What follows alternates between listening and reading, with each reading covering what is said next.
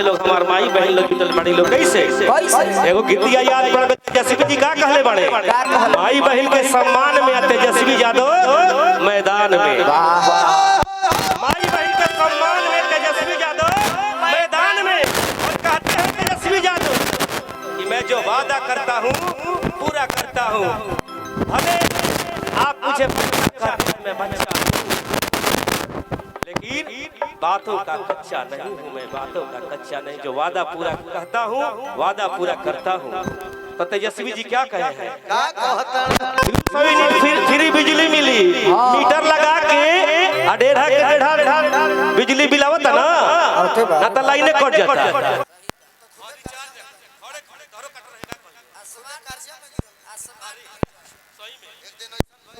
phone आवता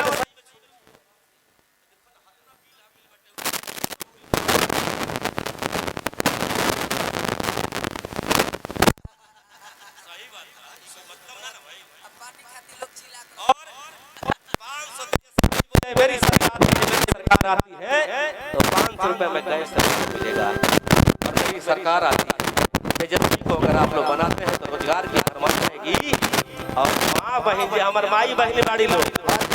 वो लोग के 2500 रुपया प्रति माह सम्मान राशि मिली अरे हेलो हेलो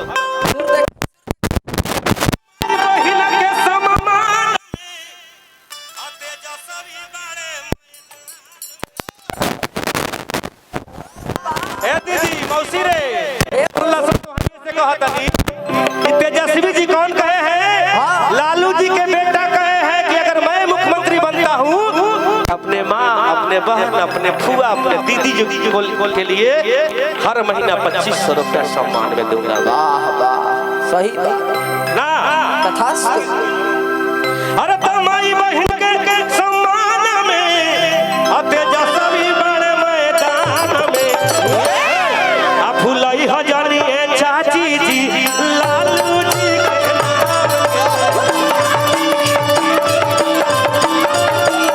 फुलाई हजारी दीदी जी तेजस्वी जी के नाम के भाई बहन के सम्मान में तेजस्वी बड़े मैदान में भाई बहन के सम्मान में तेजस्वी बड़े भूलई हो जाने भैया लोग लालू जी के नाम भूलई हो जाने भैया लोग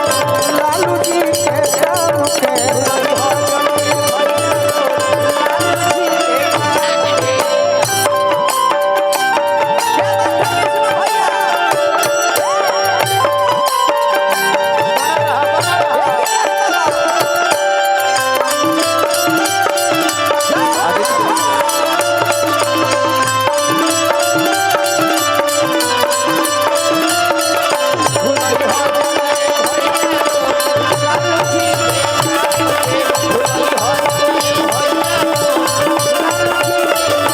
और का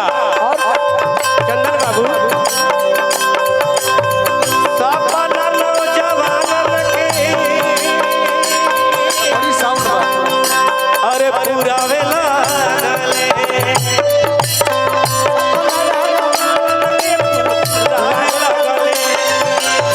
सपना नौजवान के पुराने नायक बिहार रौरे लिखल है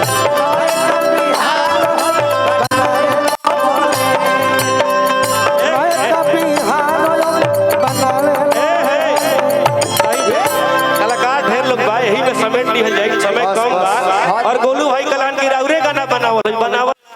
हम कब से बैठ के सोचत का गाई हां तो अपने से सोच के गावता नी का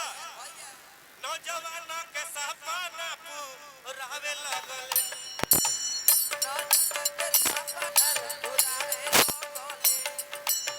नायक बिहार होई बनावे लगले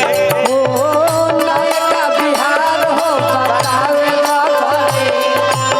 ए अदिति यह माई बहन के देखावे हेदे बहन बड़ी होने माई बहन होने मिलके बड़ी लो तो हर लोग के सम्मान में का ए भैया माई बहन के सम्मान में सभी बड़े मैदान में माई बाबा के सम्मान में तेजस्वी बड़ मैदान में